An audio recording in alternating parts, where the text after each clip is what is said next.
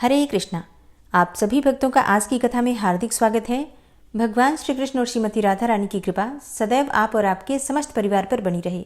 और अगर आप शिव पुराण की कथा सुनना चाहते हैं तो मेरे दूसरे चैनल जिसका नाम है प्योरिटी ऑफ लाइफ, उस चैनल पर हर रोज शिव पुराण की वीडियो अपलोड होती है। अगर आप चाहें तो उसे भी सुन सकते हैं। और अब भगवान श्री विष्णु का ध्यान करके आज की पावन कथा का प्रारंभ करते हैं। पुलस्त्य जी कहते हैं कि अगस्त्य जी के ये अद्भुत वचन सुनकर श्री रघुनाथ जी ने विस्मय के कारण पुनः उनसे प्रश्न किया, हे महामुने, यह वन जिसका विस्तार 100 योजन का था, पशु पक्षियों से रहित, निर्जन, सूना और भयंकर कैसे हुआ? अगस्त्य जी बोले कि हे राजन, पूर्व काल के सत्ययुग की बात है। वैवस्वत मनु इस पृथ्वी का शासन करने वाले राजा थे। उनके पुत्र का नाम इक्ष्वाकु था। इक्ष्वाकु बड़े ही सुंदर और अपने भाइयों में सबसे बड़े थे। महाराज उनको बहुत मानते थे। उन्होंने इक्ष्वाकु को भूमंडल के राज्य पर अभिषिक्त करके कहा कि तुम पृथ्वी के राजवंशों के अधिपति अर्थात सम्राट बनो।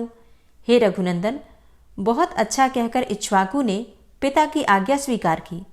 तब वे अत्यंत संतुष्ट होकर बोले, बेटा, अब तुम दंड के द्वारा प्रजा की रक्षा करो, किंतु दंड का अकारण प्रयोग न करना। मनुष्यों के द्वारा अपराधियों को जो दंड दिया जाता है वह शास्त्रीय विधि के अनुसार उचित अवसर पर प्रयुक्त होने से राजा को स्वर्ग में ले जाता है। इसलिए महाबाहो, तुम दंड के समुचित प्रयोग के लिए सदा सचेत रहना। ऐसा करने पर संसार में तुम्हारे द्वारा अवश्य परम धर्म का पालन होगा। इस प्रकार एकाग्र चित्त से अपने पुत्र इक्ष्वाकु को बहुत से उपदेश देकर महाराज मनु बड़ी प्रसन्नता के साथ ब्रह्मलोक को सिधार गए। तत्पश्चात राजा इक्ष्वाकु को यह चिंता हुई कि मैं कैसे पुत्र उत्पन्न करूं। इसके लिए उन्होंने नाना प्रकार के शास्त्रीय कर्म, यज्ञ यागादि किए और उनके द्वारा राजा को अनेकों पुत्रों की प्राप्ति हुई। देव कुमार के समान तेजस्वी राजा इक्ष्वाकु ने पुत्रों को जन्म देकर पितरों को संतुष्ट किया। हे रघुनंदन, इक्ष्वाकु के पुत्रों में जो सबसे छोटा था वह गुणों में सबसे श्रेष्ठ था। वह शूर और विद्वान तो था ही, प्रजा का आदर करने के कारण सबके विशेष गौरव का पात्र हो गया था। उसके बुद्धिमान पिता ने उसका नाम दंड रखा और विंध्यगिरी के 2 शिखरों के बीच में उसके रहने के लिए एक नगर दे दिया। उस नगर का नाम मधुमत्त था। धर्मात्मा दंड ने बहुत वर्षों तक वहां का अकंटक राज्य किया। तदनंतर एक समय जबकि चारों ओर चैत्र मास की मनोरम छटा छा रही थी, राजा दंड भार्गव मुनि के रमणीय आश्रम के पास गया। वहां जाकर उसने देखा कि भार्गव मुनि की परम सुंदरी कन्या, जिसके रूप की कहीं तुलना नहीं थी, वन में घूम रही है। उसे देखकर राजा दंड के मन में पाप का उदय हुआ और काम बाण से पीड़ित होकर कन्या के पास जाकर बोला, सुंदरी, तुम कहाँ से आई हो? हे शोभामयी, तुम किसकी कन्या हो? मैं काम से पीड़ित होकर तुमसे ये बातें पूछ रहा हूँ। हे वरारोहे, मैं तुम्हारा दास हूँ। हे सुंदरी, मुझ भक्त को अंगीकार करो। अर्जा बोली, राजेंद्र, आपको मालूम होना चाहिए कि मैं भार्गव वंश की कन्या हूँ। पुण्यात्मा शुक्राचार्य की मैं ज्येष्ठ पुत्री हूँ। मेरा नाम अर्जा है। पिताजी इस आश्रम पर ही निवास करते हैं। हे महाराज, शुक्राचार्य मेरे पिता हैं और आप उनके शिष्य हैं, अतः धर्म के नाते मैं आपकी बहन हूँ। इसलिए आपको मुझसे ऐसी बातें नहीं कहनी चाहिए।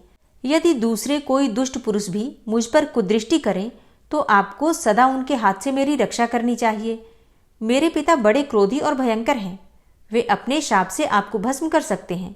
अतः हे नृपश्रेष्ठ, आप मेरे महातेजस्वी पिता के पास जाइए और धर्मानुकूल बर्ताव के द्वारा उनसे मेरे लिए याचना कीजिए। अन्यथा इसके विपरीत आचरण करने पर आप पर महान एवं घोर दुख आ पड़ेगा। मेरे पिता का क्रोध उमड़ जाने पर वे समूची त्रिलोकी को भी जलाकर खाक कर सकते हैं। दंड बोला, सुंदरी, तुम्हें पा लेने पर चाहे मेरा वध हो जाए अथवा वध से भी महान कष्ट भोगना पड़े, मुझे स्वीकार है। हे भीरू, मैं तुम्हारा भक्त हूं, मुझे स्वीकार करो। ऐसा कहकर राजा ने उस कन्या को बलपूर्वक बाहुपास में कस लिया। बेचारी अबला उसकी भुजाओं से छूटने के लिए बहुत छटपटाई, परंतु फिर भी उसने स्वेच्छानुसार उसके साथ भोग किया। राजा दंड वह अत्यंत कठोरतापूर्वक और महाभयानक अपराध करके तुरंत अपने नगर को चल दिया तथा भार्गव कन्या अर्जा दीन भाव से रोती हुई अत्यंत उद्विग्न होकर आश्रम के समीप अपने देवतुल्य पिता के पास आई। उसके पिता अमित तेजस्वी देवर्षि शुक्राचार्य सरोवर पर स्नान करने गए थे। स्नान करके वे 2 ही घड़ी में शिष्य सहित आश्रम पर लौट आए। आश्रम पर आकर उन्होंने देखा कि अर्जा की दशा बड़ी दयनीय है। वह धूल में सनी हुई है। तुरंत ही सारा रहस्य उनके ध्यान में आ गया। फिर तो शुक्र को बड़ा रोष हुआ। वे तीनों लोगों को दग्ध सा करते हुए अपने शिष्यों को सुनाकर बोले, धर्म के विपरीत आचरण करने वाले अदूरदर्शी दंड के ऊपर प्रज्वलित अग्निशिखा के समान भयंकर विपत्ति आ रही है। तुम सब लोग देखना, वह खोटी बुद्धि वाला पापी राजा अपने देश, भृत्य, सेना और वाहन सहित नष्ट हो जाएगा। उसका राज्य 100 योजन लंबा चौड़ा है। उस समूचे राज्य में इंद्र धूल की बड़ी भारी वर्षा करेंगे। उस राज्य में रहने वाले स्थावर जंगम जितने भी प्राणी हैं, उन सब का उस धूल की वर्षा से शीघ्र ही नाश हो जाएगा। जहां तक दंड का राज्य है, वहां तक के उपवनों और आश्रमों में अकस्मात 7 रात तक धूल की वर्षा होती रहेगी। क्रोध से संतप्त होने के कारण इस प्रकार शाप देकर महर्षि शुक्र ने आश्रमवासी शिष्यों से कहा, तुम लोग यहाँ रहने वाले सब लोगों को इस राज्य की सीमा से बाहर लेकर जाओ। उनकी आज्ञा पाते ही आश्रमवासी मनुष्य शीघ्रतापूर्वक उस राज्य से हट गए और सीमा से बाहर जाकर उन्होंने अपने डेरे डाल दिए। तदनंतर शुक्राचार्य अर्जा से बोले, ओ दयनीय बुद्धि वाली कन्या, तू अपने चित्त को एकाग्र करके सदा इस आश्रम पर ही निवास कर। यह 4 कोस के विस्तार का सुंदर शोभा संपन्न सरोवर है। अर्जे, तू रजोगुण से रहित सात्विक जीवन व्यतीत करती हुई 100 वर्षों तक यही रह। महर्षि का यह आदेश सुनकर अर्जा ने तथास्तु कहकर उनकी आज्ञा स्वीकार की। उस समय वह बहुत दुखी हो रही थी। शुक्राचार्य ने कन्या से ये बातें कहकर वहां से दूसरे आश्रम के लिए प्रस्थान किया। ब्रह्मवादी महर्षि के कथनानुसार विंध्यगिरी के शिखरों पर फैला हुआ राजा दंड का समूचा राज्य 1 सप्ताह के भीतर ही जलकर खाक हो गया। तब से वह विशाल वन दंडकारण्य कहलाता है। हे रघुनंदन, आपने जो मुझसे पूछा था वह सारा प्रसंग मैंने कह सुनाया। अब संध्योपासन का समय बीता जा रहा है। ये महर्षिगण सब ओर से जल से भरे हुए घड़े लेकर अर्घ्य देकर भगवान सूर्य की पूजा कर रहे हैं। आप भी चलकर संध्या वंदन करें। ऋषि की आज्ञा मानकर श्री रघुनाथ जी संध्योपासन करने के लिए उस पवित्र सरोवर के तट पर गए। आचमन एवं सायं संध्या करके श्री रघुनाथ जी महात्मा कुंभज के आश्रम में गए। वहां उन्होंने बड़े आदर के साथ अधिक गुणकारी फल मूल तथा रसीले साग भोजन के लिए अर्पण किए। नरश्रेष्ठ श्री राम ने बड़ी प्रसन्नता के साथ उस अमृत के समान मधुर भोजन का भोग लगाया और पूर्ण तृप्त होकर रात्रि में वहीं शयन किया। सवेरे उठकर उन्होंने अपना नित्य कर्म किया और वहां से विदा होने के लिए महर्षि के पास गए। वहां जाकर उन्होंने मुनि को प्रणाम किया और कहा, हे ब्रह्मन, अब मैं आपसे विदा होना चाहता हूँ। आप आज्ञा देने की कृपा करें। हे महामुने, आज मैं आपके दर्शन से कृतार्थ और अनुग्रहित हुआ। श्री रामचंद्र जी के ऐसे अद्भुत वचन कहने पर तपस्वी अगस्त्य ने अत्यंत प्रसन्न होकर कहा, श्री राम, कल्याणमय अक्षरों से युक्त आपका यह वचन बड़ा ही अद्भुत है। हे रघुनंदन, यह संपूर्ण प्राणियों को पवित्र करने वाला है। जो मनुष्य आपको 2 घड़ी भी देख लेते हैं, वे समस्त प्राणियों में पवित्र हैं और देवता कहलाते हैं। हे रघुश्रेष्ठ, आप समस्त देहधारियों के लिए परम पावन हैं। आपका प्रभाव ऐसा ही है, जो लोग आपकी चर्चा करेंगे उन्हें भी सिद्धि प्राप्त होगी। आप इस मार्ग से शांत एवं निर्भय होकर जाइए और धर्मपूर्वक राज्य का पालन कीजिए, क्योंकि आप ही इस जगत के एकमात्र सहारे हैं। महर्षि के ऐसा कहने पर महाराज श्री रामचंद्र जी ने हाथ जोड़कर उन्हें प्रणाम किया तथा अन्यान्य मुनिवरों को भी, जो सबके सब तपस्या के धनी थे, सादर अभिवादन करके वे शांत भाव से सुवर्ण भूषित पुष्पक विमान पर चढ़ गए। यात्रा के समय मुनिगण ने सब ओर से उन पर आशीर्वाद की वर्षा की। समस्त पुरुषार्थों के ज्ञाता श्री रघुनाथ जी दोपहर होते होते अयोध्या में पहुंचकर 7वीं ड्योढ़ी में उतरे। तत्पश्चात उन्होंने इच्छानुसार चलने वाले उस परम सुंदर पुष्पक विमान को विदा कर दिया। फिर महाराज ने द्वारपालों से कहा, तुम लोग फुर्ती से जाकर भरत और लक्ष्मण को मेरे आगमन की सूचना दो और उन्हें अपने साथ ही लिवा लाओ। विलंब न करना। द्वारपाल आज्ञा के अनुसार जाकर दोनों कुमारों को बुलाकर लेकर आए। श्री रघुनाथ जी ने अपने प्रिय बंधु भरत और लक्ष्मण को देखकर बड़े प्रसन्न हुए और उन्हें छाती से लगाकर बोले, मैंने ब्राह्मण के शुभ कार्य का यथावत संपादन किया है। अब मैं प्रतिमा स्थापन, देवालय निर्माण आदि पूर्त धर्म का अनुष्ठान करूंगा। हे वीरों, मेरा कान्यकुब्ज देश में जाकर भगवान वामन की प्रतिष्ठा करने का विचार है। भीष्म जी ने पूछा, ब्रह्मर से, श्री रामचंद्र जी ने कान्यकुब्ज देश में भगवान श्री वामन की प्रतिष्ठा किस प्रकार की? उन्हें श्री वामन का विग्रह कहाँ प्राप्त हुआ? इन सब बातों का विस्तार के साथ वर्णन कीजिए। हे भगवान, श्री रामचंद्र जी के कीर्तन से संबंध रखने वाली कथा बड़ी ही मधुर, पावन तथा मनोरम होती है। आपने जो यह कथा सुनाई है उससे मेरे हृदय और कान को बड़ा सुख मिला है। सारा संसार भगवान श्री राम को प्रेम और अनुराग से देखता है। वे बड़े ही धर्मज्ञ थे। वे जब पृथ्वी का राज्य करते थे उस समय सभी वृक्ष फल और रस से भरे रहते थे। पृथ्वी बिना जोते ही अन्न देती थी। उन महात्मा का इस भूमंडल पर कोई शत्रु नहीं था। अतः हे मुनिवर, मैं उन भगवान श्री रामचंद्र जी का सारा चरित्र सुनना चाहता हूँ। पुलस्त्य जी बोले, महाराज, धर्म के मार्ग पर स्थित रहने वाले श्री रामचंद्र जी ने कुछ काल के पश्चात जो महत्वपूर्ण कार्य किया उसे एकाग्र मन से सुनो। एक दिन श्री रघुनाथ जी मन ही मन इस बात का विचार करने लगे कि राक्षस कुल उत्पन्न राजा विभीषण लंका में रहकर सदा ही राज्य करते रहें, उसमें किसी प्रकार की विघ्न बाधा न पड़े। इसके लिए क्या उपाय हो सकता है? मुझे चलकर उन्हें हित की बात बतानी चाहिए, जिससे उनका राज्य सदा कायम रहे। अमित तेजस्वी श्री रामचंद्र जी जब इस प्रकार विचार कर रहे थे उसी समय वहां भरत जी आए और श्री रामचंद्र जी को विचार मग्न देखकर यो बोले, हे देव, आप क्या सोच रहे हैं? यदि कोई गुप्त बात ना हो तो मुझे बताने की कृपा करें। श्री रघुनाथ जी ने कहा, मेरी कोई भी बात तुमसे छिपाने योग्य नहीं है। तुम और महायशस्वी लक्ष्मण मेरे बाहरी प्राण हो। मेरे मन में इस समय सबसे बड़ी चिंता यह है कि विभीषण देवताओं के साथ कैसा बर्ताव करते हैं, क्योंकि देवताओं के हित के लिए ही मैंने रावण का वध किया था। इसलिए हे वत्स, जहां विभीषण है वहां मैं जाना चाहता हूं। लंकापुरी को देखकर राक्षस राज को उनके कर्तव्य का उपदेश करूंगा। भगवान श्री राम के ऐसा कहने पर हाथ जोड़कर खड़े हुए भरत ने कहा, मैं भी आपके साथ चलूंगा। श्री रघुनाथ जी बोले, महाबाहो, अवश्य चलो। फिर वे लक्ष्मण से बोले, वीर, तुम नगर में रहकर हम दोनों के लौटने तक इसकी रक्षा करना। लक्ष्मण को इस प्रकार आदेश देकर कौशल्या का आनंद बढ़ाने वाले श्री रामचंद्र जी ने पुष्पक विमान का स्मरण किया। विमान के आ जाने पर वे दोनों भाई उस पर आरूढ़ हुए। सबसे पहले वह विमान गांधार देश में गया। वहां भगवान ने भरत के दोनों पुत्रों से मिलकर उनकी राजनीति का निरीक्षण किया। इसके बाद पूर्व दिशा में जाकर वे लक्ष्मण के पुत्र से मिले। उनके नगरों में रातें व्यतीत करके दोनों भाई राम और भरत दक्षिण दिशा की ओर गंगा यमुना के संगम स्थान में जाकर महर्षि भरद्वाज को प्रणाम करके वे अत्रि मुनि के आश्रम पर गए। वहां अत्रि मुनि से बातचीत करके दोनों भाइयों ने जन स्थान की यात्रा की। जन स्थान में प्रवेश करते हुए श्री रामचंद्र जी बोले, भरत, यही वह स्थान है जहां दुरात्मा रावण ने गृद्धराज जटायु को मारकर सीता का हरण किया था। जटायु हमारे पिताजी के मित्र थे।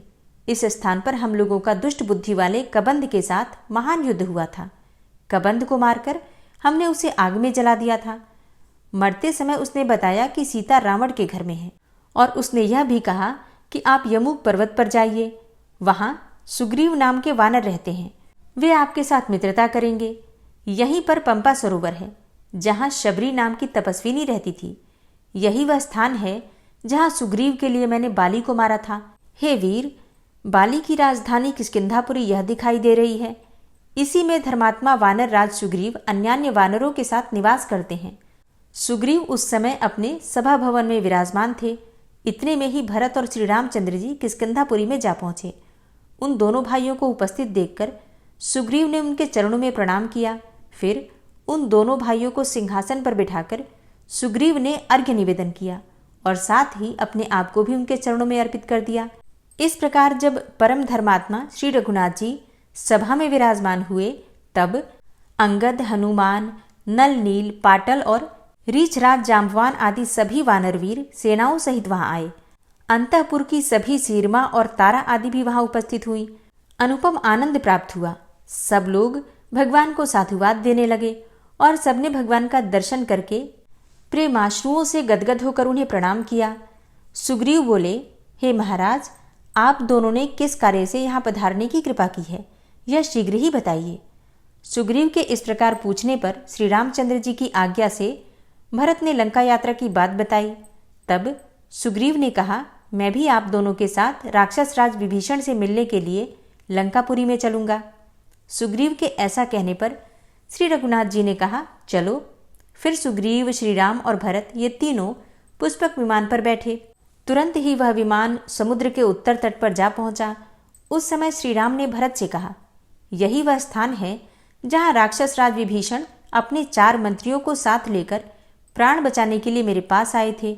उसी समय लक्ष्मण ने लंका के राज्य पर उनका अभिषेक कर दिया था। यहाँ मैं समुद्र के इस पार 3 दिन तक इस आशा में ठहरा रहा कि यह मुझे दर्शन देगा और सगर का पुत्र होने के नाते अपना कुटुंबी समझकर मेरा कार्य करेगा, किंतु तब तक इसने मुझे दर्शन नहीं दिया। यह देखकर चौथे दिन मैंने बड़े वेग से धनुष चढ़ाकर हाथ में दिव्यास्त्र ले लिया। यह देख समुद्र को बड़ा भय हुआ और वह शरणार्थी होकर लक्ष्मण के पास पहुंचा। सुग्रीव ने भी बहुत अनुनय विनय की और कहा, प्रभु इसे क्षमा कर दीजिए। तब मैंने बाण मरुदेश में फेंक दिया। इसके बाद समुद्र ने मुझसे कहा कि हे रघुनंदन, आप मेरे ऊपर पुल बांधकर जल राशि से पूर्ण महासागर के पार चले जाइए। तब मैंने वरुण के निवास स्थान समुद्र पर यह महान पुल बांधा था। श्रेष्ठ वानरों ने मिलकर 3 ही दिनों में यह कार्य पूरा किया था। पहले दिन उन्होंने 14 योजन तक पुल बांधा, दूसरे दिन 36 योजन तक और तीसरे दिन 100 योजन तक का पूरा पुल तैयार कर दिया। देखो, यह लंका दिखाई दे रही है। इसका परकोटा और नगर द्वार सब सोने के बने हुए हैं। यहाँ वानर वीरों ने बहुत बड़ा घेरा डाला था। यहाँ नील ने राक्षस श्रेष्ठ प्रहस्त का वध किया था। इसी स्थान पर हनुमान जी ने धूम्राक्ष को मार गिराया था। यही सुग्रीव ने महोदर और अतिकाय को मौत के घाट उतारा था। इसी स्थान पर मैंने कुंभकर्ण को और लक्ष्मण ने इंद्रजीत को मारा था तथा यही मैंने राक्षस राज दशग्रीव का अर्थात रावण का वध किया था। यहाँ लोक पितामह ब्रह्मा जी मुझसे वार्तालाप करने के लिए पधारे थे। उनके साथ पार्वती सहित त्रिशूलधारी भगवान शंकर भी थे।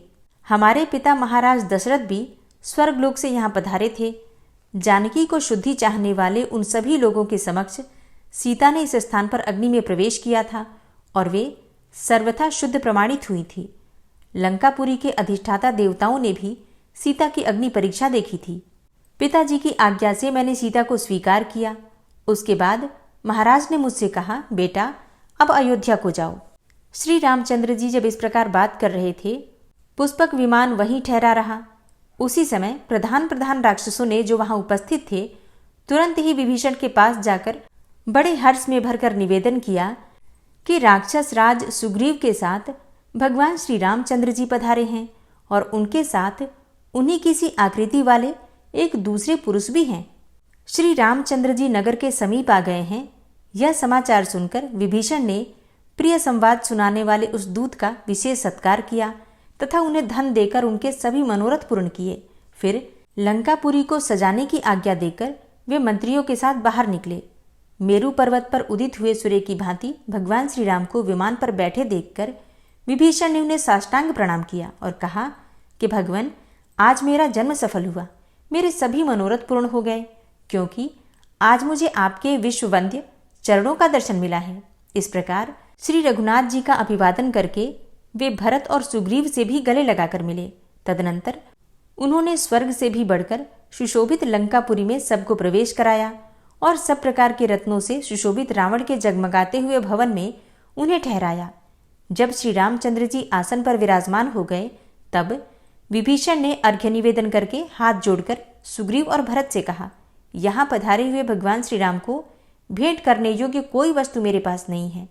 यह लंकापुरी तो स्वयं भगवान ने ही त्रिलोकी के लिए कष्ट रूप पापी शत्रु को मारकर मुझे प्रदान की है, और यह पुरी ही नहीं, ये स्त्रियां, वे पुत्र तथा स्वयं मैं, यह सब कुछ भगवान की सेवा में अर्पित है। हे भगवान, आपको नमस्कार है, आप इसे स्वीकार करें। तदनंतर राजा विभीषण का मंत्रिमंडल और लंका के निवासी श्री रामचंद्र जी के दर्शन के लिए उत्सुक होकर वहां आए और विभीषण से बोले, हे प्रभु, हमें श्री रामचंद्र जी का दर्शन करा दीजिए। विभीषण ने महाराज श्री रामचंद्र जी से उनका परिचय कराया और श्री राम की आज्ञा से भरत ने उन राक्षस पतियों के द्वारा भेंट में दिए हुए धन और रत्न राशि को ग्रहण किया। इस प्रकार राक्षस राज के भवन में श्री रघुनाथ जी ने 3 दिन तक निवास किया। चौथे दिन जब श्री रामचंद्र जी राजसभा में विराजमान थे, राजमाता कैकसी ने विभीषण से कहा, बेटा, मैं भी अपनी बहुओं के साथ चलकर श्री रामचंद्र जी का दर्शन करूंगी, तुम उन्हें सूचना दे दो। ये महाभाग श्री रघुनाथ जी 4 मूर्तियों में प्रकट हुए सनातन भगवान श्री विष्णु हैं तथा परम सौभाग्यवती सीता साक्षात लक्ष्मी हैं। तुम्हारा बड़ा भाई उनके स्वरूप को नहीं पहचान पाया था।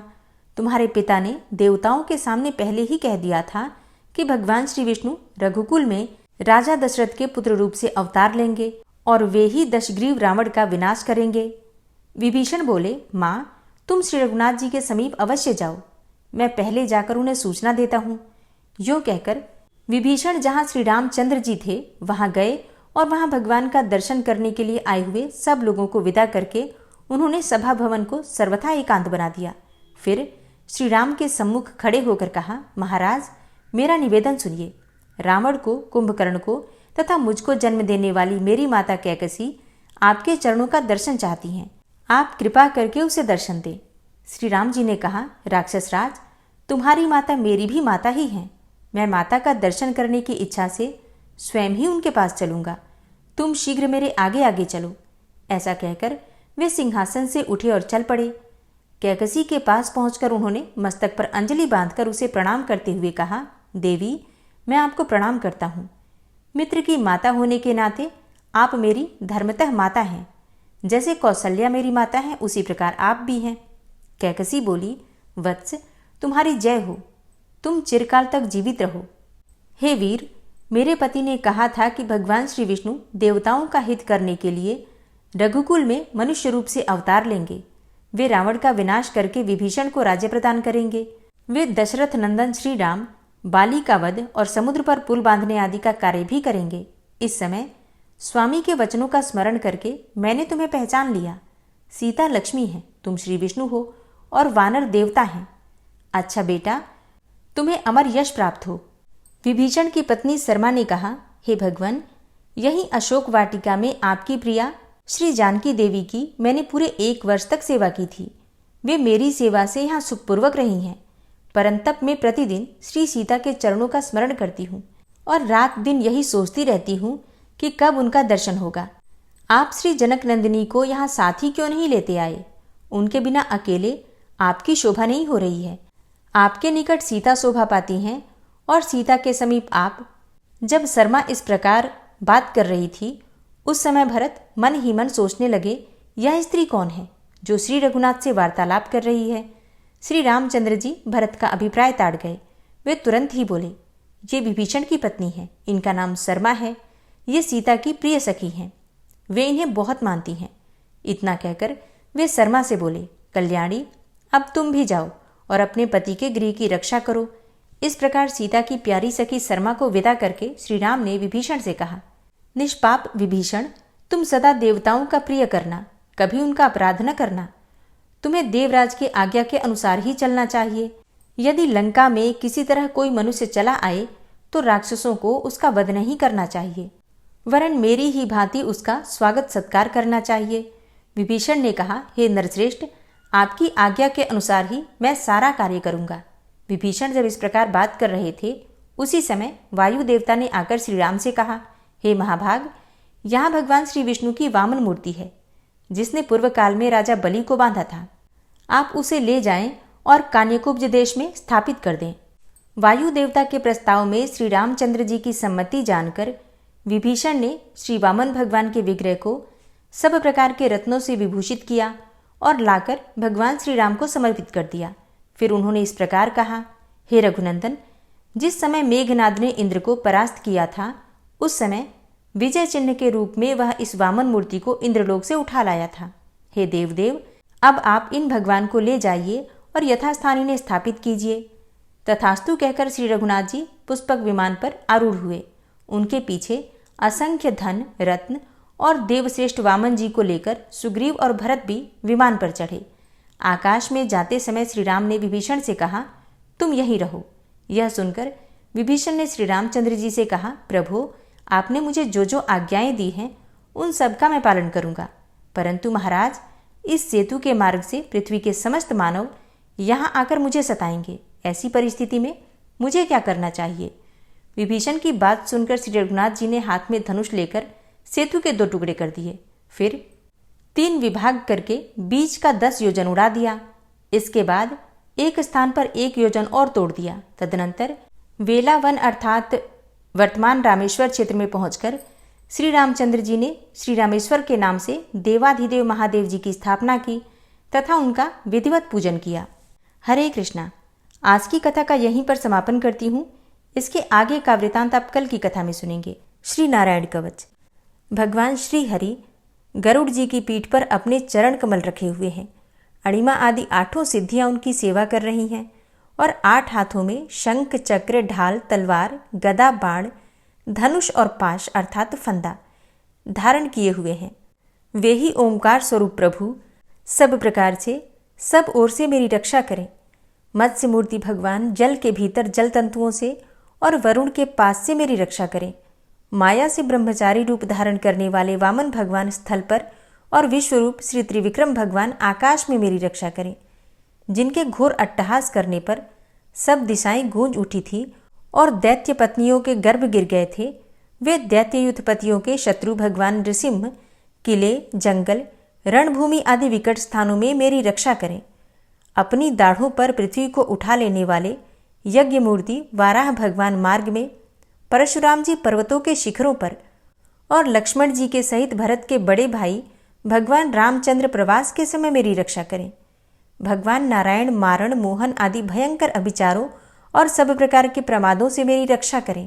ऋषि श्रेष्ठ नर गर्व से, योगेश्वर भगवान दत्तात्रेय योग के विघ्नों से और त्रिगुणाधिपति भगवान कपिल कर्म बंधन से मेरी रक्षा करें। परम ऋषि सनत कुमार कामदेव से, हयग्रीव भगवान मार्ग में चलते समय देव मूर्तियों को नमस्कार आदि न करने के अपराध से और देवर्षि नारद सेवा अपराधों से और भगवान कच्छप सब प्रकार के नरकों से मेरी रक्षा करें। भगवान धन्वंतरी कुपथ्य से, जितेंद्र भगवान ऋषभदेव सुख दुख आदि भयदायक द्वंद्वों से, यज्ञ भगवान लोकापवाद से और बलराम जी मनुष्यकृत कष्टों से और श्री शेष जी क्रोधवश नामक सर्पों के गणों से मेरी रक्षा करें। भगवान श्री कृष्ण द्वैपायन व्यास जी अज्ञान से तथा बुद्धदेव पाखंडियों से और प्रमाद से मेरी रक्षा करें। धर्म रक्षा करने वाले महान अवतार धारण करने वाले भगवान कल्कि पाप बहुल कलिकाल के दोषों से मेरी रक्षा करें। प्रातःकाल भगवान केशव अपनी गदा लेकर, कुछ दिन चढ़ जाने पर भगवान गोविंद अपनी बांसुरी लेकर और दोपहर के पहले भगवान नारायण अपनी तीक्ष्ण शक्ति लेकर और दोपहर को भगवान विष्णु चक्रराज सुदर्शन लेकर मेरी रक्षा करें। तीसरे पहर में भगवान मधुसूदन अपना प्रचंड धनुष लेकर मेरी रक्षा करें और सायंकाल में ब्रह्मा आदि त्रिमूर्तिधारी माधव, सूर्यास्त के बाद ऋषिकेश, अर्धरात्रि के पूर्व तथा अर्धरात्रि के समय अकेले भगवान पद्मनाभ मेरी रक्षा करें। रात्रि के पिछले प्रहर में श्रीवत्स लांछन श्री हरि, उषा काल में खड्गधारी भगवान जनार्दन और सूर्योदय से पूर्व श्री दामोदर और संपूर्ण संध्याओं में काल मूर्ति भगवान विश्वेश्वर मेरी रक्षा करें। हे सुदर्शन, आपका आकार चक्र रथ के पहिए की तरह है। आपके किनारे का भाग प्रलयकालीन अग्नि के समान अत्यंत तीव्र है। आप भगवान की प्रेरणा से सबोर घूमते रहते हैं। जैसे आग वायु की सहायता से सूखे घास फूस जला डालती है, वैसे ही आप हमारी शत्रु सेना को शीघ्र से जला दीजिए। हे कौमुद की गदा, आपसे छूटने वाली चिंगारियों का स्पर्श वज्र के समान असह्य है। आप भगवान अजित की प्रिया हैं और मैं उनका सेवक हूँ। इसलिए आप कुष्मांड, विनायक, यक्ष, राक्षस, भूत और प्रेत आदि ग्रहों को अभी कुचल डालिए तथा मेरे शत्रुओं को चूर चूर कर दीजिए।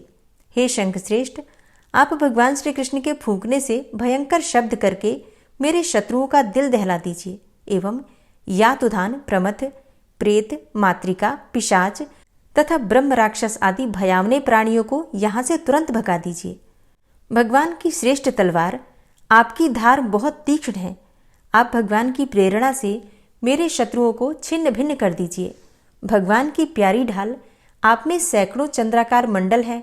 आप पाप दृष्टि, पापात्मा शत्रुओं की आंखें बंद कर दीजिए और उन्हें सदा के लिए अंधा बना दीजिए। सूर्य आदि ग्रह, धूमकेतु, पुच्छल तारे आदि केतु, दुष्ट मनुष्य, सर्प आदि रेंगने वाले जंतु, दाढ़ों वाले हिंसक पशु, भूत प्रेत आदि तथा पापी प्राणियों से हमें जो भय हो और जो हमारे मंगल के विरोधी हो, वे सभी भगवान के नाम, रूप तथा आयुधों का कीर्तन करने से तत्काल नष्ट हो जाएं।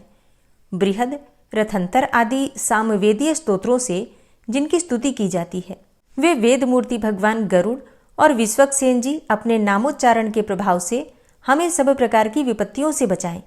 श्रीहरि के नाम, रूप, वाहन, आयुध तथा श्रेष्ठ पार्षद हमारी बुद्धि, इंद्रिय, मन और प्राणों को सब प्रकार की आपत्तियों से बचाएं। जितना भी कार्य अथवा कारण रूप जगत है, वह वास्तव में भगवान ही है। इस सत्य के प्रभाव से हमारे सारे उपद्रव नष्ट हो जाएं। जो लोग ब्रह्म और आत्मा की एकता का अनुभव कर चुके हैं, उनकी दृष्टि में भगवान का स्वरूप समस्त विकल्पों से रहित है, भेदों से रहित है। फिर भी वे अपनी माया शक्ति के द्वारा भूषण, आयुध और रूप नामक शक्तियों को धारण करते हैं। यह बात निश्चित रूप से सत्य है। इस कारण सर्वज्ञ, सर्वव्यापक भगवान श्रीहरि सदा सर्वत्र सब स्वरूपों से हमारी रक्षा करें। जो अपने भयंकर अट्टहास से सब लोगों के भय को भगा देते हैं और अपने तेज से सबका तेज ग्रस लेते हैं, वे भगवान नृसिंह दिशा विदिशा में, नीचे ऊपर बाहर भीतर सब ओर से हमारी रक्षा करें।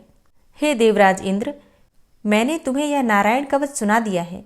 इस कवच से तुम अपने को सुरक्षित कर लो, बस फिर तुम अनायास ही सब दैत्य युद्धपतियों को जीत कर लोगे। इस नारायण कवच को धारण करने वाला पुरुष जिसको भी अपने नेत्रों से देख लेता है अथवा पैर से छू देता है, तत्काल समस्त भयों से वो मुक्त हो जाता है। जो इस वैष्णवी विद्या को धारण कर लेता है, उसे राजा, डाकू, प्रेत, पिशाच आदि और बाघ आदि हिंसक जीवों से कभी किसी प्रकार का भय नहीं होता। हे देवराज, प्राचीन काल की बात है, एक कौशिक गोत्री ब्राह्मण ने इस विद्या को धारण करके योग धारणा से अपना शरीर मरुभूमि में त्याग दिया। अब जहां उस ब्राह्मण का शरीर पड़ा था, उसके ऊपर से एक दिन गंधर्वराज चित्ररथ अपनी स्त्रियों के साथ विमान पर बैठकर निकले। वहां आते ही वे नीचे की ओर सिरकिए विमान सहित आकाश से पृथ्वी पर गिर पड़े। इस घटना से उनके आश्चर्य की सीमा न रही जब उन्हें बालखिल्य मुनियों ने बतलाया कि यह नारायण कवच धारण करने का प्रभाव है। तब उन्होंने उस ब्राह्मण देव की हड्डियों को ले जाकर पूर्ववाहिनी सरस्वती नदी में प्रवाहित कर दिया और फिर स्नान करके वे अपने लोक को चले गए। श्री सुखदेव जी कहते हैं, हे परीक्षित, जो पुरुष इस नारायण कवच को समय पर सुनता है और जो आदरपूर्वक इसे धारण करता है, उसके सामने सभी प्राणी आदर से झुक जाते हैं और वह सब प्रकार के भयों से मुक्त हो जाता है। हे परीक्षित, शतक्रतु इंद्र ने आचार्य विश्वरूप जी से यह वैष्णवी विद्या प्राप्त करके रणभूमि में असुरों को जीत लिया और वे त्रैलोक्य लक्ष्मी का उपभोग करने लगे। श्री नारायण कवच संपूर्ण हुआ। श्री राधा कृपा कटाक्ष स्तोत्र। मुनीन्द्र वृंद वंदिते त्रिलोक शोक हारिणी प्रसन्न वक्त्र पंकजे निकुंज भूविलासिनी व्रजेन्द्र भानुनंदिनी व्रजेन्द्र सूनु संगते कदा करिष्यसि हमां कृपा कटाक्ष भाजनम्। अशोक वृक्ष वल्लरी वितान मंडपस्थिते प्रवाल बाल पल्लव प्रभारुणांध्रि कोमले वराभय स्फुरत्करे प्रभूत संपदालये कदा करिष्यसि हमां कृपा कटाक्ष भाजनम्। अनंगरंग मंगलम प्रसंग भंगुरं भ्रुवां सविभ्रमं ससंभ्रमं दृगंत बाणपातने निरन्तरं वशीकृत प्रतीत नन्दनन्दने कदा करिष्यसि हमां कृपा कटाक्ष भाजनम्। तडित्सुवर्ण चंपक प्रदीप्त गौर विग्रहे मुख प्रभा परास्त कोटि सारदेन्दु मंडले विचित्र चित्र संचरत् चकोर शावलोचने कदा करिष्यसि हमां कृपा कटाक्ष भाजनम्। मदोन्मदादि यौवने प्रमोदमान मंडिते प्रियानुराग रंजिते कला विलास पंडिते अनन्य धन्य कुंज राज्य काम केलि कोविदे कदा करिष्यसि हमां कृपा कटाक्ष भाजनम्। अशेष हाव भाव धीर हीर हार भूषिते प्रभूत शात कुंभ कुंभ कुंभि कुंभ सुस्तनि प्रशस्त मंद हास्य चूर्ण पूर्ण सौख्य सागरे कदा करिष्यसि मां कृपा कटाक्ष भाजनम् मृणाल वाल वल्लरी तरंग रंग दौर्लते लताग्रलास्य लोल नील लोचनावलोकने ललल्लुलन्मिलन्मनोज्ञ मुग्ध मोहिनाश्रिते कदा करिष्यसि मां कृपा कटाक्ष भाजनम् सुवर्ण मल्लिकाञ्चित त्रिरेख कम्बुकण्ठगे त्रिसूत्र मङ्गली गुण त्रिरत्न दीप्ति दीधिते सलोल नील कुन्तल प्रसून गुच्छ गुम्फिते कदा करिष्यसि मां कृपा कटाक्ष भाजनम् नितम्ब बिम्ब लम्बमान पुष्प मेखला